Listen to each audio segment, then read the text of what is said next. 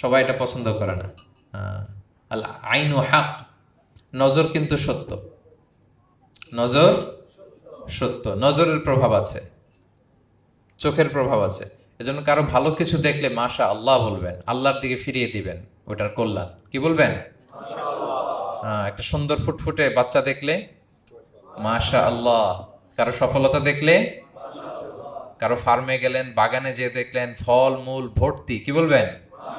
মাশা আল্লাহ, বিসমিল্লাহ মাশা আল্লাহ বললে এটাতে আর ক্ষতি হয় না। অনেকে বলে যে বাবা মা মাশাল্লাহ বলা লাগে না, বাবা মা আর নাকি মামা, এই তিনজন নাকি মাশাল্লাহ না বললে কিছু, এটা ভুল কথা। বাবা মারও বলতে হয়। বাবাও তার ছেলের কোনো সাকসেস ভালো কিছু দেখলে কি বলবে? মাশা আল্লাহ তাবারাকাল্লাহ অথবা বিসমিল্লাহ মাশা আল্লাহ, এটা আপনারা বলবেন।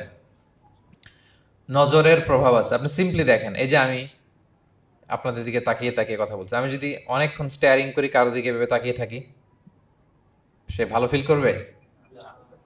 কেন, আমি কি তার মারছি, ধরছি, স্পর্শ করছি? কিছুই তো করলাম, শুধু আমি তার দিকে তাকিয়ে আছি, তার মানে এতেই সে অস্বস্তি ফিল করতেছে। ধরেন যে আপনি কোন একটা প্রোগ্রামে বসে আছেন, আপনার পাশে যে বসে, আপনি তার দিকে এরকম 10 মিনিট তাকায় আছেন, কোনো কথা ছাড়া শুধু তাকিয়েই রইলেন, তার কি ভাল লাগবে বলেন? সে কি কমফোর্টেবল ফিল করবে? সে ভয় পাবে, সে ভয় পাবে, অস্বস্তি ফিল। আপনি কিছুই করেন নাই, না তাকে টাচ করেছেন, না ধরেছেন, ছুঁয়েছেন, কিন্তু শুধু তাকিয়ে আছেন। দেখেন নজরের কি প্রভাব। আল্লাহ আইনু হাক, নজর সত্যি। এজন্য কারো সাকসেস দেখলে আমরা সবসময় যেন মাশাআল্লাহ বলি। মাশাআল্লাহ ঠোঁটের সাথে মিলিয়ে রাখবেন। ভালো দেখলে কি বলবেন? মাশাআল্লাহ, মাশাআল্লাহ, বিসমিল্লাহ মাশাআল্লাহ, মাশাআল্লাহ তাবারাকাল্লাহ, এটা বলবেন। তাহলে আল্লাহর হাবিব সাল্লাল্লাহু আলাইহি ওয়াসাল্লামকেও সেহের করা হয়েছিল।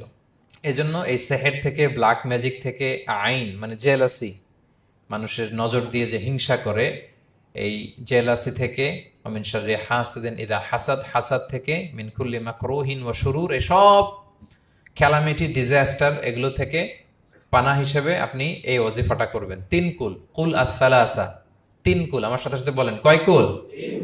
কি কি? সূরাতুল ইখলাস, সূরা ফালাক, সূরা নাস।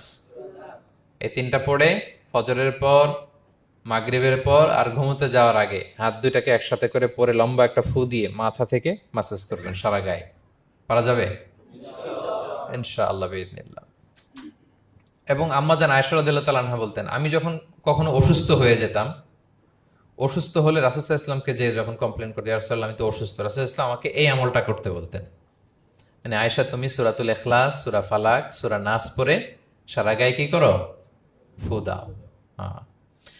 আলী রাদিয়াল্লাহু তাআলা আনহু বর্ণনা করেন, আল্লাহর হাবিব সাল্লাল্লাহু আলাইহি ওয়াসাল্লাম একবার নামাজ পড়তেছেন,